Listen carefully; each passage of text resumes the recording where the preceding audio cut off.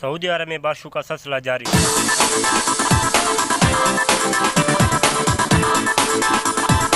शाह सलमान मरकज़ की जानिब से खैबर पख्तूनख्वा में इमदादी मुहिम। फौजी शोहदा की नमाज जनाजे में अदम शिरकत को मतनाज़ा बनाया जा रहा है। सदर आरिफ अलवी।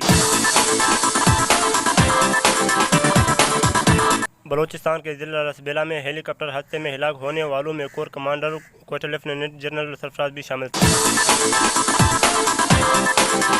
लेफ्टिनेंट जनरल सरफराज अली खान दिसंबर 2020 से कोर कमांडर क्वेटा तैनात। ड्रोन हमला पाकिस्तानी हदूद इस्तेमाल होने का सवाल ही पैदा नहीं है। फौजी तर्जुमा। पंजाब के शहर जिला रहीम खान में मौसम खुशगवार। कोरोना की लहर तेजी से बढ़ रही है।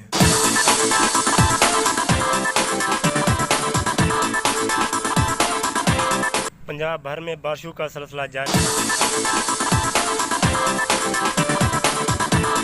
मौसम कई दिनों तक ऐसा रहेगा।